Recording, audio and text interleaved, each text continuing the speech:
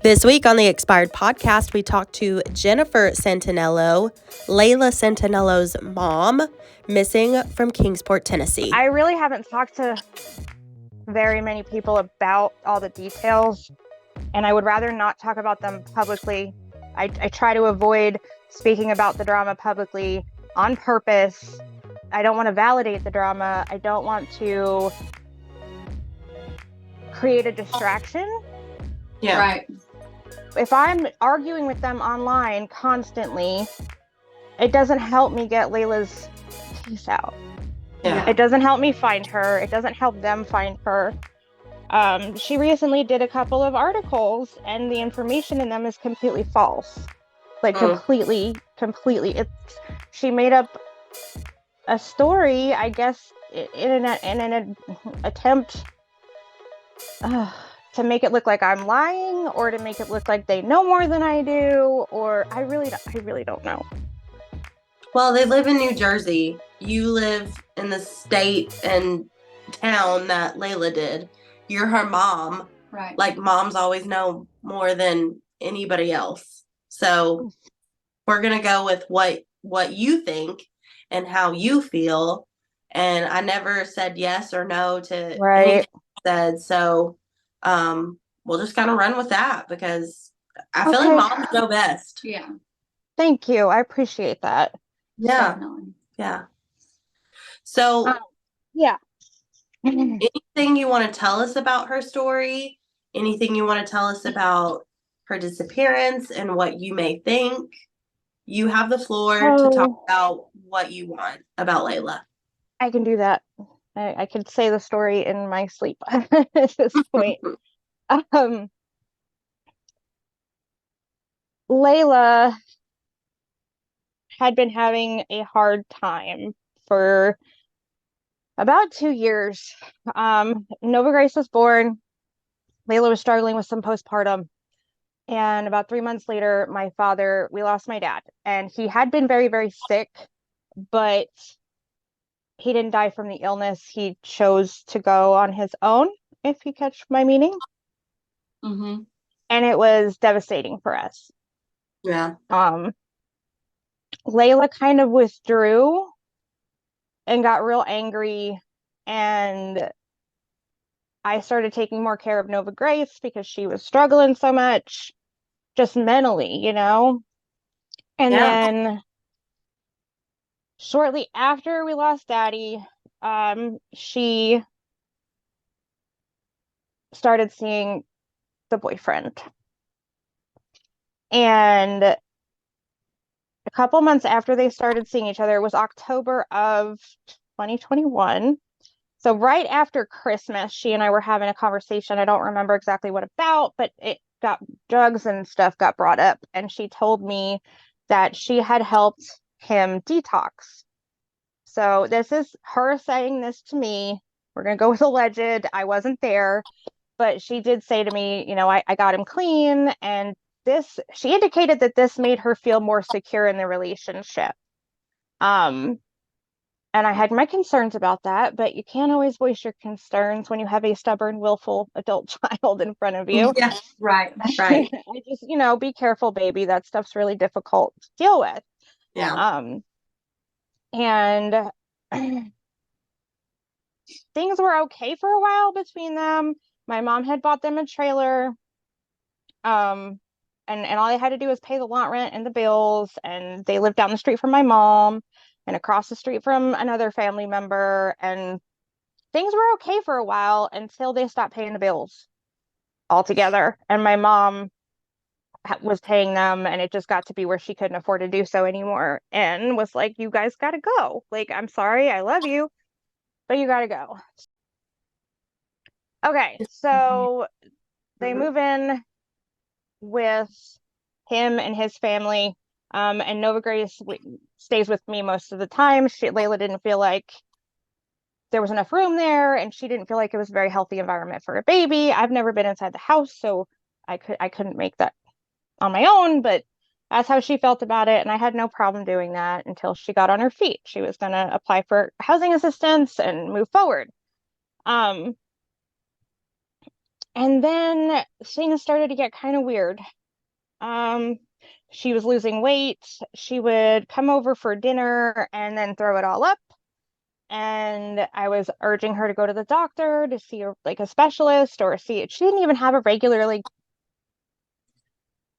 doctor. If she got sick, she would go to urgent care and stuff. And it just drove me crazy. So I was like constantly nagging her, like, you need a regular doctor. You can't do everything through urgent care. Yeah. Of course, she ignored my my stuff. And at some point, they had gotten removed from Michael's family's house. Everyone was mad at Layla for some reason or another. I never really got to the bottom of what it was for. And they were staying with me in our basement for about a week. And that is when I discovered that they were definitely using substances. It was terrifying. And this isn't anything that I've talked about yet publicly. I'm fixing to. But yeah, it was pretty terrifying. What I remember thinking, this is going to be a long road. This is going to be a long road that I have. And I have to also say that the thing that bothered me the most about this is that my daughter was very judgmental about people who did drugs her whole life. She was very condescending to people who struggled with that. She kicked friends out of her life if they were active addicts or fell into addiction. She just was very anti drugs and substances, and that was not what she was about. So it was like super shocking to me. It was almost unbelievable that it even occurred. But then when I think about it, she was in this environment for a few months. She never really processed my dad's death. She was in this environment where everyone was using. I mean, eventually, Of course. yeah. Drug use does not discriminate. It doesn't. It doesn't. And I haven't held back that information because I'm embarrassed or ashamed. I am not. Okay, these things happen. This is life. No one is perfect. We all have flaws, Right. I take antidepressants. Like it's like we all have things that we have to work through. I have hesitated to come out and say those things directly because of the judgment, because I was worried about people dismissing the case and not sharing her face because of that. Right. Yeah. Yep. Things did eventually get worse and worse and worse. And at some point, I did feel it was necessary to apply for temporary custody of Nova Grace. And I did. And we went to court May 30th. And her next court date was set for the 28th of June. And she was gone by then.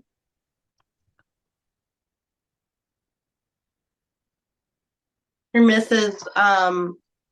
What year exactly? This year. This year. Okay. Take your time. Yep. I know it's tough to talk about, but Macy and I both come from, having a certain mental disability. She has ADHD. I have dyslexia. Yeah. She's a mom. She's been through, 3 childbirths and, postpartum. So we're not judging in any type of way. No. We feel for you. Yeah. We wish, I have chills right now. I wish I was there to just hug you and just Thank love you. on you. Yeah. And my That's oldest son's father struggles with addiction too. So I 100% understand the, wondering when the right time to say this out loud or publicly talk about it, and being concerned about how harsh people can be versus how empathetic people can be. Yes, 100%. So I totally, I 100% understand where you're coming from, because there is a sense of, we might be able to deal with the naysayers, but when it comes to my situation, I don't know that he can deal with the naysayers. Yeah. And the situation with Layla, will those people get in the way of what the goal is, Right. which is to find her. Exactly. Or will they say something and then everyone else is going to see it and think what they've posted or whatever? Like, it's just a very fine line to walk. So It I is. And you totally, also have to think about your kids and Nova Grace and yes, what they're gonna yes, grow up to read and see. I have teenage boys that have absolutely. to, they see all the things that are happening and they have social media. But no, we 100% like this is a safe zone. We have no reason, want, or room to judge. And even anything that you say, if afterwards you're like, oh my God, please don't share that, just Mhm. let, like, we Okay. 100% just want to help get her story out, get this out there in the best way, most beneficial way possible. Mhm. Anything and everything. Like, we just want you to feel confident and comfortable about it. And Hmm. we just want to help. That's all. Okay. We definitely don't want to push any lines or boundaries that you're not comfortable with. Thank you. Mhm. Yeah. So continue on from Yeah. 2023 if you can. Yeah. June 2022, by June 28th, 2023, Layla was reported missing. She was reported missing on I think on the 27th, in the middle of the night. And so she didn't and I remember thinking, like, if she doesn't show up at court, I know something's wrong, because she wouldn't not show up. She just wouldn't do that. And all right, let me back up a little bit. um we had court May 30th. She kind of mad at me that first week, but then she kind of, I think deep down she understood why I did what I did, and we were talking again by the middle of the month. Fast forward, now it's June 20th, 24th. It's Saturday, June 24th of 2023. And I'm at home. I feel like Opie was off that weekend, so the whole house was full. His daughter was here. Like, it was, lots going on. And I get a message from Layla's account, Layla's Facebook Messenger, but it's not Layla, it's Michael. And he's saying, is Layla in jail? Just this one sentence. Is Layla in jail? And I respond with questions. What do you mean? Why would she be in jail? Why is she not with you? And I get no response. We check the jail registries, we call hospitals. Nothing. There's nothing. Can't find her. I'm like, this doesn't make any sense. Her and Michael are glued to the hip. Like you can't separate the two of them if they're obsessive. It's one of those toxic, crazy situations where when you see one, you see the other. So I'm very I'm concerned and confused. And I go to bed and I wake up in the morning and she had texted me at 11 something the night before, I'm okay. In the morning, I wake up, I immediately text back, oh, thank God. And we have this short conversation. I can send you the screenshot of that. And it's just, I'm okay, Mom. She's being very short. It's 6:45 in the morning. She's being very short.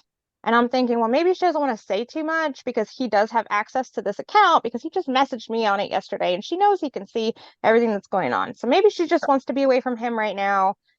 And I'm feeling a little bit relieved even because they weren't in a healthy relationship. That's just the reality of the situation.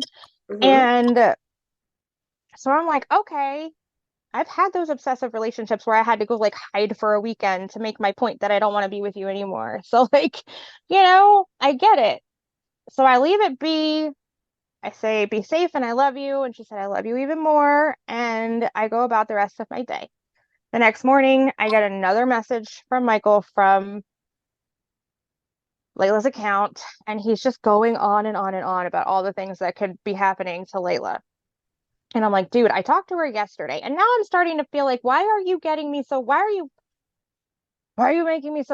Why are you insisting on making me freak out? I feel like I'm being manipulated. And I know at this point that he's also been on the phone with Layla's father in New Jersey and he's working him up real good, And I'm trying to calm Layla's dad down. I'm like, it might not be what it looks like. I talked to her yesterday, blah, blah, blah, blah, blah.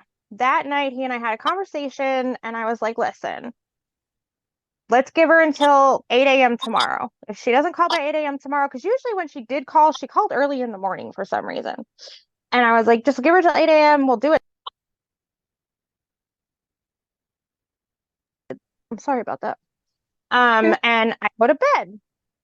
I go to bed early, if you hadn't noticed. I go to bed. You, not me. He's a night owl, but I get up real early. Yeah, I'm a morning person. I get up real early and go to bed pretty early. So I go to bed. I'm just not a morning person. I bet you're a busy lady. I bet you have a lot going on. I don't drink coffee, so in the morning I'm like, I prefer to just like be by myself. Yeah. Well, that's the best time to be by yourself, is first thing in the morning, and get you some like Zen time for sure. Yeah. Meditation. Mm-hmm. I had also on Monday, before Dad and I had that conversation, I had contacted one of my family members who knows a lot of those people, if you get my drift. Knows a lot of those same people. And I was like, can you help me find Layla? Like, just call your people, text your people, mass text everybody, see if somebody's seen her. And I was able to get somewhat of a resemblance of like where she was. She was at this person's house for a little while. Friday night she was at one house. Saturday she was at a different house. Sunday she was with some other friend. And then things get fuzzy. And it's now Monday. We know where she was yesterday, but we can't figure out where she went Monday or Sunday night. And Dad calls it in overnight that night. The next morning, Tuesday afternoon, I talked to the lead detective, and he says that he was able to verify that she was seen at the AmeriCorps Hotel Monday night, early in the evening. Well, not super late at night, but like, I don't know, it was like 8, 9 o'clock-ish. And then she was acting strange. She was barefoot. She was acting strange. She was knocking on doors. I guess she forgot what room she was visiting. And she was there. She didn't have a room there, but she was seen on camera, and she was there visiting someone else, because it's like an extended stay type of hotel where people live there like week to week or month to month. And she was there for a short period of time visiting somebody. And so when she was seen there like on camera, when she was there, was this before or after she was reported missing? Okay, while she's at the AmeriCorps, her dad and I are having a conversation about whether or not to call it in. Okay. Weird, right? Like, when I thought of all that a couple weeks later, I was like, this is crazy. We're having a conversation about whether or not to call her in missing, and that's when she's at she's not even really missing yet. Like, so at some point, I think allegedly management says something to her like, you're causing a ruckus. I'm gonna have to trespass you and kick you out of here if you don't calm down. And then she's seen kind of like hiding around corners and stuff, I guess maybe for management. And then the cops end up pulling in to deal with something on the other side of the hotel. But when she sees it, she takes off running, thinking that they called on her, and ends up in the woods, where she proceeds to sleep in the woods / edge of the clearing all night long. It's June. It's warm, whatever. But like, I don't know, the whole thing really blew my mind, because like when they told me that she slept in that field, my heart just like, ugh. Right? Because was it officers that said she slept in the field? Yep. Okay. Yes. It was like, I don't know. It's not her. It's not like her to not call. It really isn't. Like, she's gotten herself into some sticky situations and had to call to get herself out of them. And I always show up. I might not always hand her cash when she wants me to, that kind of stuff. But when she calls and says, Mom, I'm in trouble, I need you, I'm there. Like, she knows this. She knows my number by heart. She doesn't need to have a cell phone. You know what I mean? Like, she can go and ask somebody to borrow one and call me. But anyway, she doesn't call me. And sleeps in the field. The next morning, she was seen by employees at a warehouse back behind the AmeriCorps Hotel. There's the woods, a clearing, and then this warehouse. And so it's like 7, 8 o'clock in the morning. She gets up out of the field, comes across the field, stops one of the employees, asks if she could bum a cigarette. He doesn't have a cigarette. And she says, okay, thank you. Have a nice day. He said that when she walked away, she had like grass and leaves and stuff on her back. And that's why he believed that she had been sleeping like in the field or the woods. Yeah. And then 4 hours goes by and no one sees her. And then suddenly she pops back up at the ice cream shop or whatever. And she's out on the patio, barefoot, leggings, tank top, looking all disheveled and distraught. And an employee for the marble slab had a short conversation with her, let her borrow her phone. And then she was like, okay, well, I'm going to go across the way to Five Below and get some sandals. Thank you. Have a great day. From what I understand, she was calling for a ride, allegedly, but the person on the other end of the phone acted as if like they were too far away or wouldn't get there soon enough or something like that's what the witness at the marble slab said. And then no one saw her. No one saw her leave the marble slab. No one saw her. There weren't hardly any cameras. It was absolutely shocking, the lack of cameras in that shopping strip mall thing. There are plenty of cameras now, but then there were not. And no one has seen or heard from her since then. Princess. Is that your puppy? It's technically Layla's puppy. We Yeah. have Don't mind my messy house. Oh my God. I know. She's got a heart over her nose and her eye. All right, go ahead. Go ahead. I love that. Me too. I love She's dogs. beautiful. I was so mad at her when she brought that dog home. I was. No. So, have there been any, and this is just because it's on my head right this moment. Since there weren't that many cameras, I'm assuming that the tip about her being at the marble slab and using someone's phone, that was like a tip from someone who worked there. Yes. Like that is based off of the statement that the woman who worked there and like gave her a drink and some ice cream or whatever said. Okay. So that's based off witness testimony or witness statement. And has there been any look into like whether or not that lady is at all connected to some of the other people that she might have been seen with? Or that is a question that I think about a lot often too, but I don't know. Okay. The reality of the situation is that at the end of August, beginning of September, the police stopped giving regular updates and kind of pulled back on how many details they would share. There were a few different things that happened around then. My theory, my personal opinion, is that they have reason to believe that something criminal has taken place and they need to now protect that investigation. Okay. But that's my personal theory. No one has said that to me. It's just there was a lot going on around that time. It could have been a million reasons, but that's kind of where I go with it. Plus,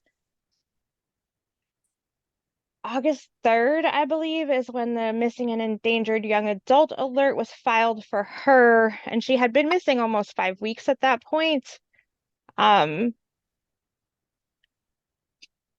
then I got to thinking about how, like, early on, I don't feel like they felt like there was anything criminal going on. I think that they thought she had just taken off. And then in order for them to have put the endangered alert out, it had to be because they think something happened if they consider her endangered. So there, yeah, it's, yeah.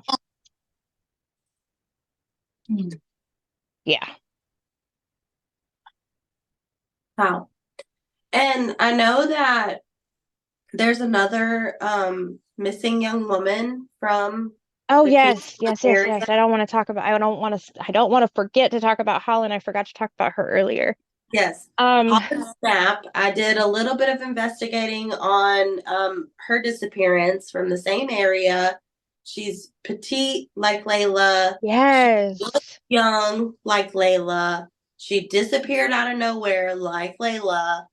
What are your thoughts on that? And it turns out they know a lot of the same people. Yeah. Yeah. I don't know for sure that they know each other, but they Mhm. do know a lot of the same people, at least a handful of the same people. And when I read her description and then I looked her up on Facebook and saw the common friends and stuff, I just like shivers and chills and Yeah. craziness. On the same age. Mhm. I think Holland's 19, Layla just 1. Yeah. Holland's They're 19. in the same age range, and they both are considered young, endangered young adults. Hang on, I gotta plug my phone in. All right. Okay, you're good. So, what do you think the connection is between Layla and Holland? Don't know. I have no idea, and I don't want to pretend to know. Oh, it could be anything. I mean, I don't know. And you know, sometimes you even think like serial killer vibes. Like, when you Yeah. really think about it, I don't know. Or trafficking. Yeah. There are a few, but it's also like, I mean, there's definitely connections, especially if they knew the same people, because like we were saying, Kingsport's not small, but it ain't big. It's a small town, so just the fact that they're both the same kind of victim, the same, young, they look very young, they disappear Yes. in the weird situations. Yeah. It just seems like, hello, the two are related. Yeah. Like, that's what I would think. That's initially where my mind went. For sure. Does law enforcement seem to also think that these might be connected, or are they not sharing?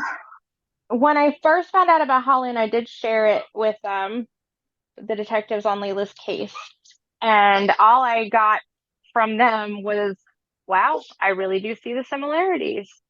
Again, they're keeping everything very close to them.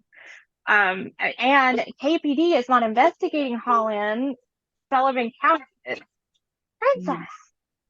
Come on, man. That's interesting. Well, and then, and I don't want to be bashing my law enforcement, but according to what I was told is that the family did try to contact KPD, but couldn't get an officer to come out to take a statement.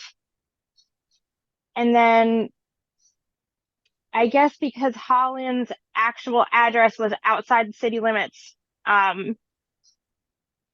it could qualify as a county investigation. So then they went to the county police department.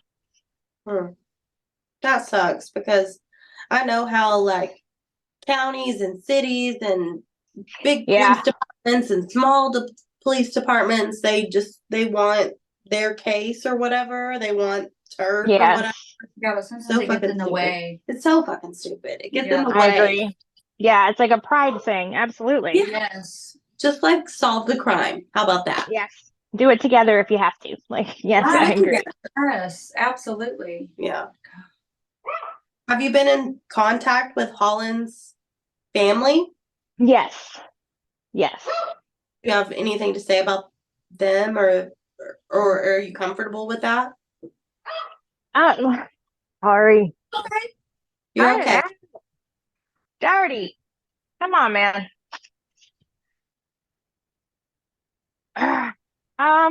It's a hard thing to talk about. On the one hand, you're grateful that somebody in town understands what you're going through, and on the other hand, you're sad because somebody in town knows what you're going through. Right. Yeah. So they're really great people. A lot of things that we do here locally, we do together. We just did the Christmas parade, which was such an odd thing. Like, it was Leslie's idea, and it was a great idea because too many people locally don't know at all about the girls at all. So she entered us into the parade, and we went and we passed out flyers at the Christmas parade of our missing girls. We made dual flyers, and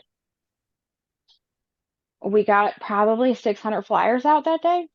Wow. Mm-hmm. That is and sad and wild. Yeah. That you did that, you know? I've never seen that in like a local Christmas parade, but like that's a great way to get out to your community. Yes, exactly. And when I'm walking down, it's pouring rain. It's December, it's raining, it's cold. And I'm walking down here and I'm handing people my missing daughter's flyer at a celebration for Christmas. And I'm thinking in my head of all the things that I've had to do for Layla, of all the fights that I've had to enter. She was dyslexic as a child. She had ADHD. I had to fight for her special needs stuff at school like a maniac. Like, there's been just so many things. I've never backed down from a fight with Layla, and she has built me up to be a very strong person and the kind of person that I never knew I could be. And I attribute that all to her.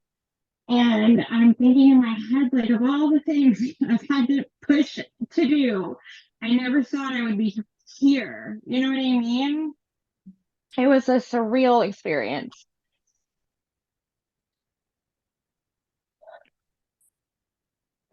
So, what do you think happened? If you had to make a theory on what happened, what would it be? I don't know that I have a theory down. They run through my head, hundreds of them a day. I don't feel like she's gone. And that I know that that's probably going to sound crazy because it's been 5 months. Not at all. There's something inside me that says that she's not gone forever. And that something inside me is what keeps me pushing, telling the same story over and over and over and over and over and over again a million times.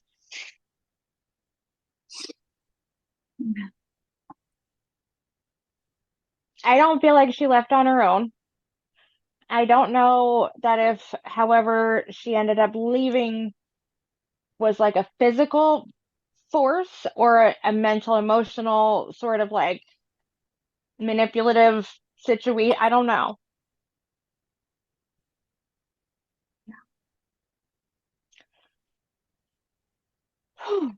I have a question that might be difficult, but part of me keeps going back to when after the boyfriend, Michael, messaged and said, "Is Layla in jail?" And then you woke up to text from Layla. Are we positive those came from her? 95% sure. IP address situations put the messages she sent from a completely different device than what he was sending, and the addresses were completely like opposite sides of town.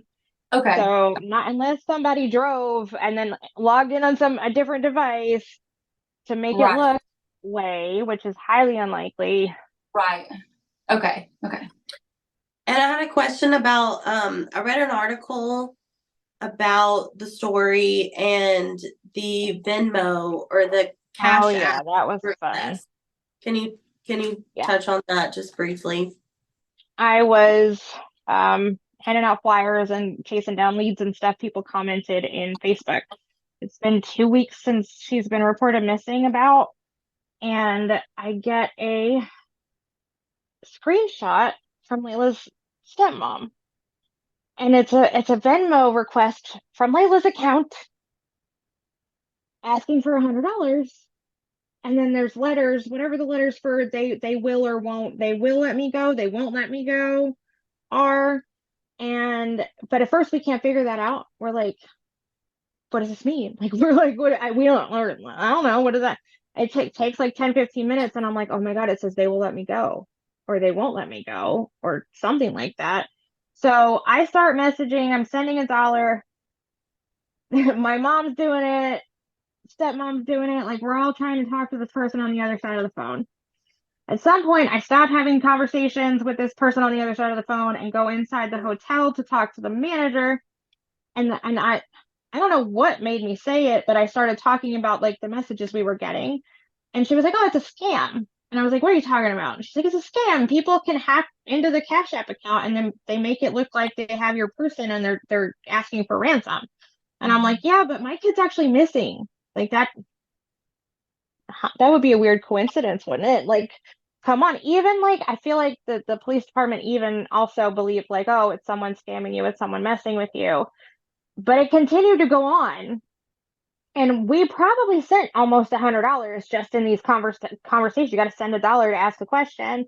At some point, though, I did like ask specific questions that only Layla would know the answers to.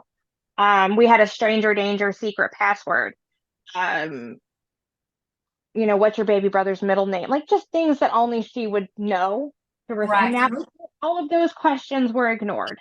And that point, I was like, okay, she's not anywhere near wherever this person is. But they did end up tracking down where it was all coming from. They raided the home of the person, who I will not name. And it doesn't appear that she was being held against her will there. It was someone she knew. So, You should name that motherfucker. Yeah, that's what I was about to say too. You should name them because that is a piece of shit thing to do. Right? I agree. I 100% agree. Yeah. Oh my It will God. happen. The naming and the charges and stuff will eventually happen. There's reasons that they're not just yet.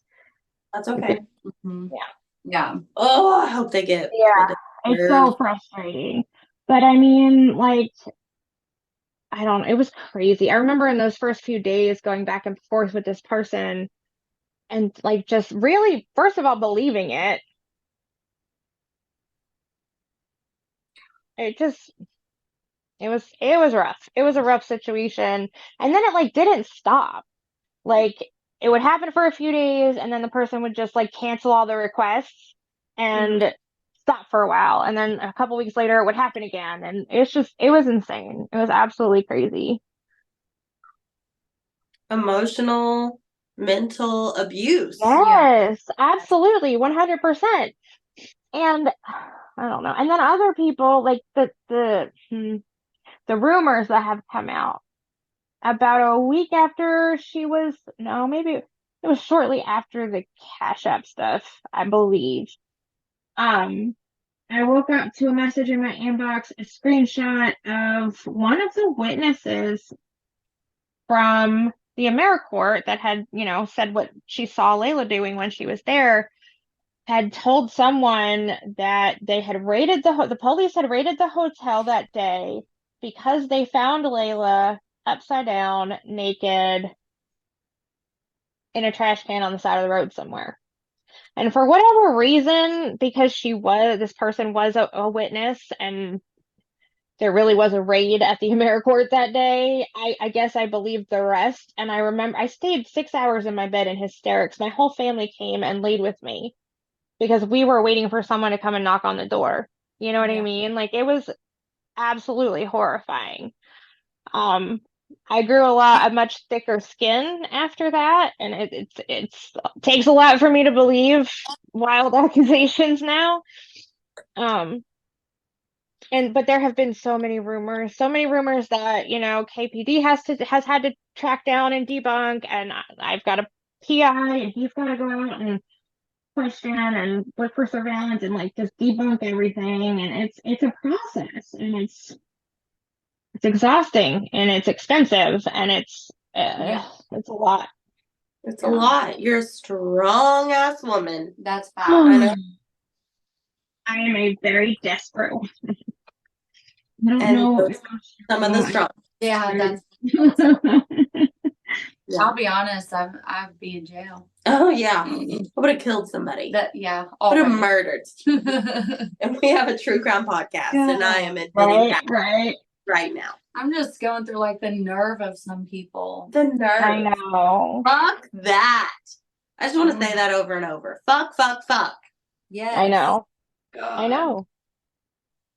I have spent a lot of time trying to share this the right way, trying to stay above the drama and the nonsense, trying to be open, transparent, as honest as I possibly can be. Obviously, this is, it's an open investigation. There are certain things that I cannot share.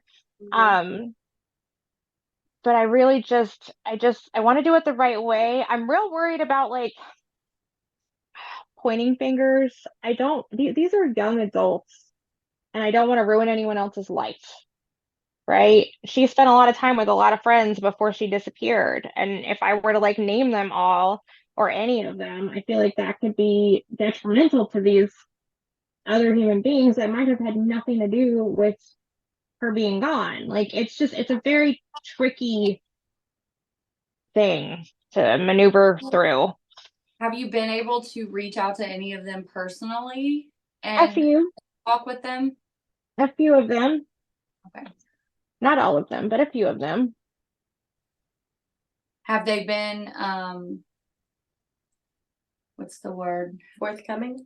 Yeah, or like whether or not they think whatever they have to say is important or not. Like, have they been open enough to like answer questions or explain, where they were, when, and yeah, as helpful as they can be, I guess I should say. Yeah, they've all been completely cooperative with the police. A handful of them have talked to my PI. A handful of them have talked to Layla's dad's PI. I don't feel like there's anyone necessarily hiding anything, or at least I hope not. But everyone's been pretty much open to discussing, know? Yeah. Well, and when we were initially looking for her on that Monday, it wasn't hard to figure out who all she was with. And I feel like it might have been harder if any of those people in those couple days prior, I don't know. Do you know what I'm saying? Like there would have been more people like trying to cover it up where she really was. Possibly. I hope so. Nova Grace's dad, had he had any relationship with her, with Layla or Nova Grace, or? Not so much Layla, but with Nova Grace early on, he would come here when I had her like overnight on a Saturday. He would come and help me with her and spend time with her. That kind of dropped off after about 6 months. And then a year later, he ended up in jail. Okay. Unfortunately. But he has been away since January 1st. So, yeah. So you don't think Nova Grace's dad or Layla's boyfriend, fiance had anything to do with it? I don't think so, in my opinion. Okay. In my personal opinion. Moms know best. They do. I hope so. Yeah. Yeah. We hope so too. We really do. We really do. So if the last question we'll ask you, and we'll give you a mental break, and you can go love on your pups and love on your babies. If you could say anything to Layla and she would hear you, what would you want to say? I'm not going to stop. I love you. And I'm never going to stop fighting. Whether it's to bring you home or find out the reason that I can't.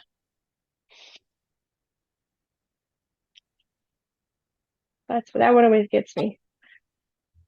Mm-hmm. Yeah, I'm crying now, so that's what gets me too. And do you still live in the same house? Like she knows if she were to be able to come home, like she knows where to go? Okay. Yes. And I sit and I actually every day for like 3 to 5 minutes, I sit and I visualize her walking through that door. I do. I make a mental and I visualize it. I get real quiet and I watch it and I can see myself hugging her, and I can smell her, and Yeah. she knows where to go. Okay. Yeah. You're a strong woman. I don't understand strong women like you and Macy and people who are mothers, like, because I don't have children, but oh my gosh, I feel like I need a therapy session and meditation. Yeah, me too. Yeah. Me too. Yeah. We're gonna do everything that we can and keep Thank sharing. you so much. Keep sharing and keep sharing. It sounds terrible, but like I'm so sick and tired of having to talk to these moms that are going through this. Yeah. Like it's a lot. It's a lot. Exhausting. Yeah. But good for you for continuing to share, because I'm sure I've never sat in your seat, but I'm sure it feels like, man, I have to do this again today. But Yes. But what you're doing will be the difference maker for sure. It will be what changes this outcome. Mm-hmm. So I hope so. That's the goal. Yeah, and I told you that in our messages, like just continuing to put her name out there, reaching out to whoever will listen, Absolutely. just continuing what you're doing. Yeah. And I know it's hard and it's like death every single time that you have to do it and bring it up and talk about it, but you're strong. You are resilient. You are a mom who will not give up, and you can do this. Yep, you can. You can do this. Thank and you. we'll be there to help you. Yes. You've got our support. I really needed that pep talk. You have absolutely no idea, because today has been really hard. It's okay. It's okay to have hard days. It's okay to make mistakes. Mistakes are opportunities to grow. Absolutely. You're not defined by the things that you've done in your life and the mistakes that you've made. Everyone makes mistakes. Yeah. Everyone has problems. Everyone is dealing with all the bullshit in the world and in the state of Tennessee. And we are here to. It's like becoming its own community. Yes. Yeah. Yeah. So I think this is really amazing what you girls are doing. Truly. Truly. Thank you. We try. We really try. We really do. You're doing a great job. Thank I'm you. grateful for you. Oh, we're grateful for you. So go have a glass of wine. Yeah. Go get in the bathtub. Cry it That's the out, because plan. that's what we're going to do. Yeah. That's so cool. Okay. And anything Thank you all need from so us. much. Yeah, absolutely. Really, Anything you anything. need. Literally. Message Thank me, you. email me. Anything you want me to share on Expired Podcast, we'll do it. I promise you. Awesome. Okay. All right. We love you. Thank you so much. Keep fighting. Thank you. And if we hear anything or get any information, you're going to know about it. Absolutely. Okay.